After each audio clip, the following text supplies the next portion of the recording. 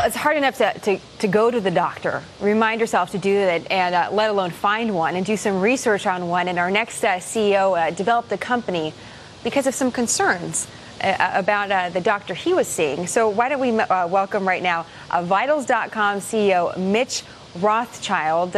Mitch, I teased it before the segment. You came up with this business idea in kind of a precarious situation. Yes, I was sitting on the operating table, ready to have my Achilles repaired, and to make conversation, the doctor said to me before we got started, "I'm pretty excited to have you here. I don't get to do very many of these." Oh, I don't get to do.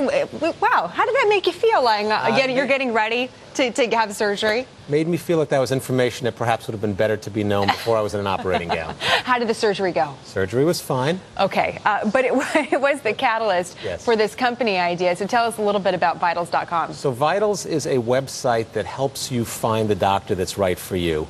If you think about it, there's probably about 80 million times this every year where people in America go and find a new doctor. And if you think about it, you know more about what kind of new car you're going to get, the quality of the car, the quality of a stock or of a restaurant. And when it comes to the doctor, we really don't know much, and we're trying to infuse data-driven decision-making into that process. It sounds a little bit like Match.com or eHarmony or something like that, so you can really kind of do somewhat of a background check of who's going to be treating you. You can do it absolutely right. Yes, we call ourselves that.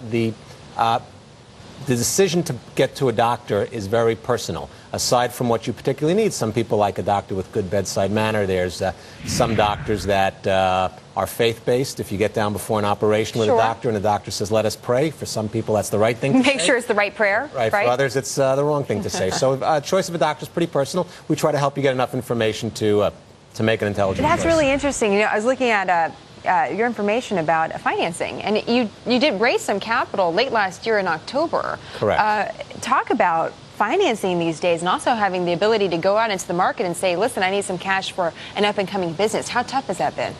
Well, we were fortunate to have started the process before all the turmoil of the fall. And frankly, we're in a combination of the healthcare industry and Web 2.0, both of which are businesses that have thus far been resistant to some of this economic turmoil. And in fact, we've only seen our traffic go up since And I think we fall. showed about 1 million visitors a month. Where does your revenue come from? Where do you make money? Well, we are a publisher. We are talking to people before they go to see a doctor. And they are patients. So pharma companies want to talk to these folks. Other insurance companies want to talk to these folks. And we have a fairly unique set of data and information that we lease out. So leasing out information, is it also advertisements as well? Correct. Leasing out information, advertising, and we're getting into services like online consults and online appointment setting as well. So you can actually find a doctor, set up an appointment within the website. We're in the process of developing. So give us we only have about 30 seconds here. 2009, we have a new administration. What's your outlook? I think that's somewhat independent. It's always going to be, regardless of who's paying for the health care, people are going to need to find the right doctor. They're going to want to make an intelligent decision. We're going to help them do that. All right. How's your Achilles? Better? Better? Still playing weekend basketball. Hey, that's pretty good. You and President Obama, maybe a pickup game. You never know. Mitch, thank you very much. Appreciate that. And congratulations at the surgery.